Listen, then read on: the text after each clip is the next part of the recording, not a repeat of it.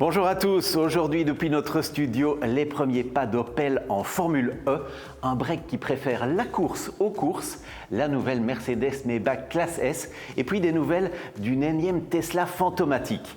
Il y aura aussi sur notre plateau la nouvelle Zeekr 7X. Bienvenue dans Car Update. Elle ne roule pas, elle règne. La Mercedes Maybach Classe S profite d'un nouveau restylage et autant dire qu'elle ne fait pas dans la demi-mesure. Plus de 50% des composants ont été revus, la suspension anticipe les irrégularités de la route et l'intelligence artificielle ajuste les parfums, la lumière et le massage selon votre humeur.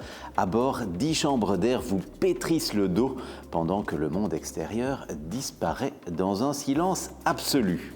Luxueusement délirant, absolument, comme les prix à partir de 255 000 €. Décidément, chez Maybach, on vit sur une autre planète. Tout ça n'aurait pu rester qu'une bonne blague. L'an dernier, en date du 1er avril, BMW publie sur ses réseaux les visuels d'une M3 Touring de course. Juste pour rire. Sauf que 1 600 000 vues plus tard, Munich a cédé à la pression du public. En 8 mois à peine, la BMW M3 Touring 24 heures est devenue réalité avec une base technique de M4 GT3 Evo, une carrosserie de break et 4 pilotes officiels BMW à son volant, dont le Belge Hugo de Wilde. L'un d'eux prendra le départ des 24 heures du Nürburgring. Ce sera le 16 mai prochain.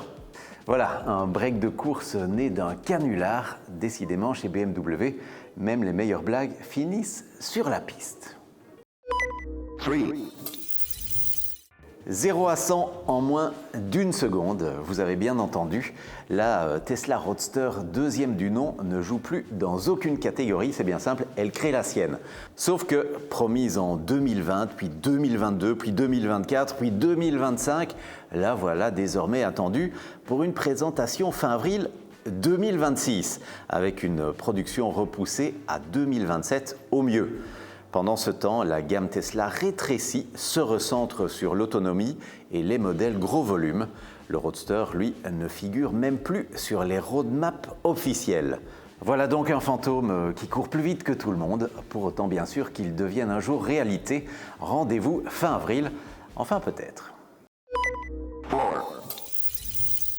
Bonne nouvelle pour tous les passionnés, le Salon de l'Automobile de Bruxelles aura bien lieu l'an prochain, ce sera en janvier. La Fédération Automobile vient de l'officialiser.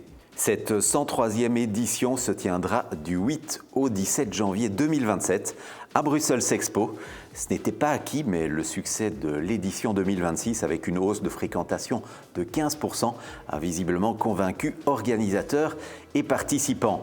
Le patron de la FEBIAC promet davantage d'espace d'exposition pour les voitures, les utilitaires et les motos. Il y aura aussi l'élection de la voiture européenne de l'année. Rendez-vous en janvier. Imposant, premium et redoutable sur le papier, aujourd'hui sur notre plateau, le Zeekr 7X, la pièce maîtresse d'une marque encore confidentielle en Belgique, mais qui appartient à un géant, le groupe Geely. Dans sa galaxie évoluent aussi Polestar, Volvo, Smart ou encore Lotus. Le design extérieur de ce 7X a été imaginé à Göteborg en Suède et ça se voit. Son public, les familles exigeantes, les technophiles, ceux qui veulent bien débourser le prix du premium, mais qui n'ont que faire d'un logo allemand. Ses vrais rivaux, la BMW X3, la Mercedes GLC électrique ou encore l'Audi Q6 e-tron. Ce SUV de 4,79 m peut développer jusqu'à 630 chevaux en version 4 roues motrices et revendique une autonomie allant jusqu'à 615 km. Mais son argument massue, c'est sa recharge. Son architecture 800 volts lui autorise des pics de recharge à 480 kW, histoire de regagner de 10 à 80% d'autonomie en seulement 16 minutes, tout simplement vertigineux. À bord, un écran central tactile de 16 pouces en mini LED, un combiné d'instruments de 13 pouces, la navigation 3D, Apple CarPlay et Android Auto sans fil et un système audio premium de 21 haut-parleurs pour un total de 2160 watts. Les sièges avant sont en cuir Nappa électrique, chauffant, ventilé et massant. Et puis sous la banquette arrière se cachent même des tiroirs de rangement. En Belgique, le Zeekr 7X est affiché entre 54 000 et 65 000 euros. Un positionnement assez ambitieux pour une voiture qui l'est tout autant. En Belgique, 16 marques chinoises sont désormais disponibles à la vente. Elles représentaient 5,5% du marché au premier trimestre. Une voiture sur 18 vendue en Belgique vient donc désormais de Chine. Si l'on intègre Volvo dans l'équation, c'est même 1 sur 11.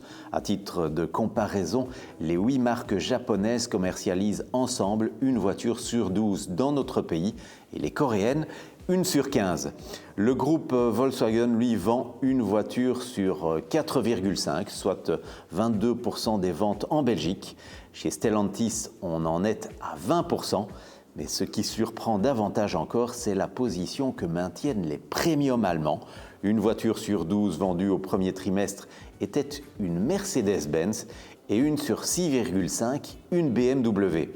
En mars, les chiffres d'immatriculation progressent de 9%, mais le premier trimestre se clôture tout de même sur un recul de 6% par rapport à la même période l'an dernier, avec pour l'instant un parfait équilibre entre vente au fleet et vente aux particuliers. Le Blitz est de retour, il va faire parler la foudre. Opel ressuscite la légendaire appellation GSE qui signifie désormais Grand Sport électrique. Et il l'aligne directement en Formule E aux côtés de l'écurie Andretti. Les GSI thermiques des années 90 ont cédé la place à une nouvelle ère, zéro émission, 100% électrique, 100% adrénaline. Sur les circuits urbains du monde entier, le Blitz d'Opel devra frapper fort et vite.